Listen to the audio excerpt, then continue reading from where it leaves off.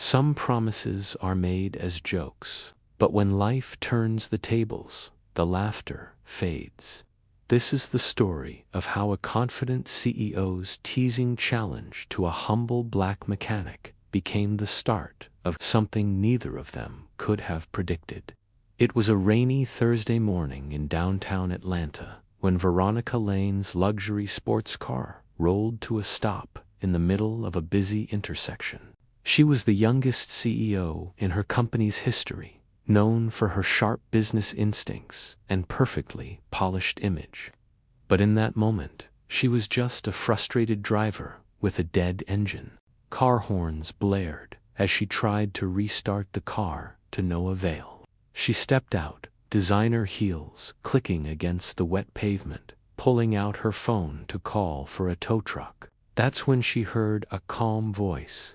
"Looks like you're having some trouble there, ma'am," said a man in grease-stained overalls. His name was Marcus Reed, the owner of a small neighborhood garage just a block away. Veronica glanced at him and gave a polite but dismissive smile. "Yes, but I'm sure it's nothing you can handle. This car needs a specialist. It's not your everyday model." Marcus chuckled. "Engines are engines. Mind if I take a look?"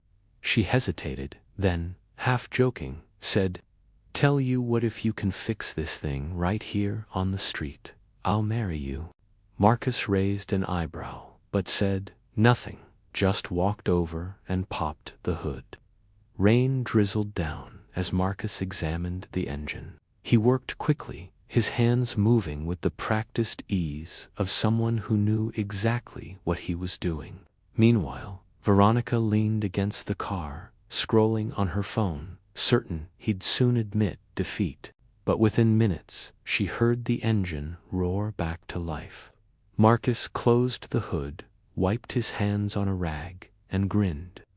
"Guess that means you owe me a wedding date," he teased. Veronica laughed.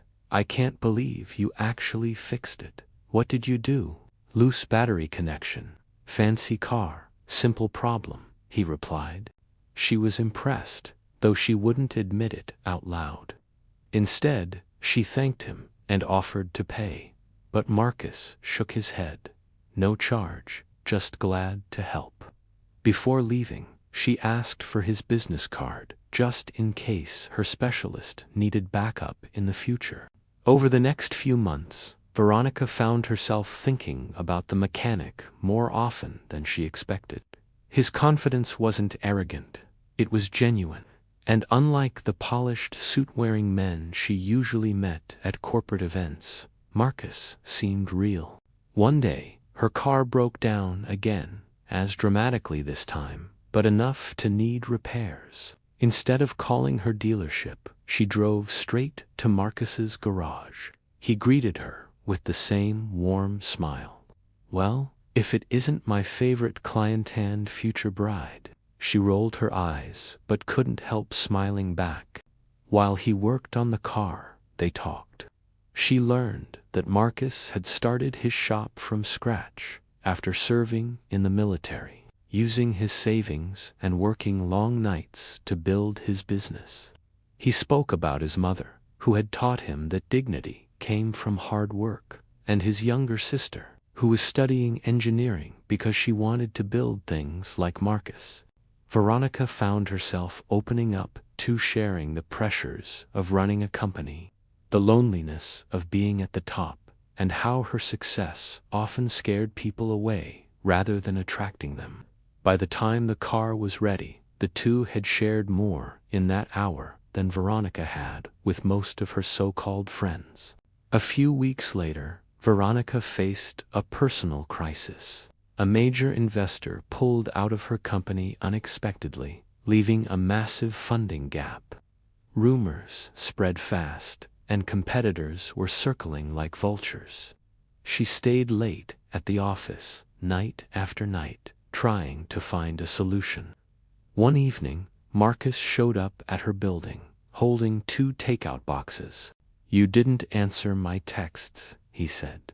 "Figured you might be hungry." They sat in her office, eating noodles from paper cartons. She confessed how scared she was not of losing her job, but of letting down the hundreds of employees who depended on her. Marcus looked at her steadily.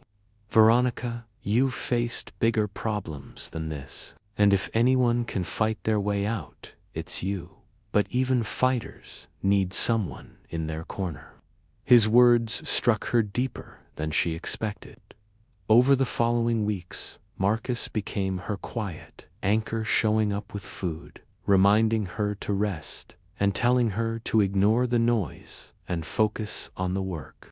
Eventually, Veronica secured a new investor, stronger than the last. The company stabilized, and her reputation emerged untarnished.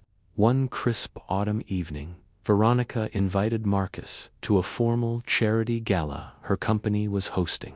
He looked sharp in a black suit, but his humble confidence hadn't changed. Midway through the evening, as they stood on the balcony overlooking the city lights, Veronica smiled at him and said, "Do you remember the first time we met?" Marcus chuckled. "Hard to forget. You promised to marry me if I fixed your car." "And you did," she said softly. "So, I guess I owe you something." Before Marcus could respond, she reached into her clutch and pulled out a small velvet box, not with a ring, but with a shiny, engraved keychain shaped like a heart. On the back were the words, "For the man who fixed more than my engine." Marcus's voice was warm. "Are you saying yes?" Veronica smiled. "I'm saying maybe I wasn't joking after all." They laughed, but the moment carried a quiet truth, because somewhere between a broken car and late-night takeout in her office, two very different worlds had found common ground.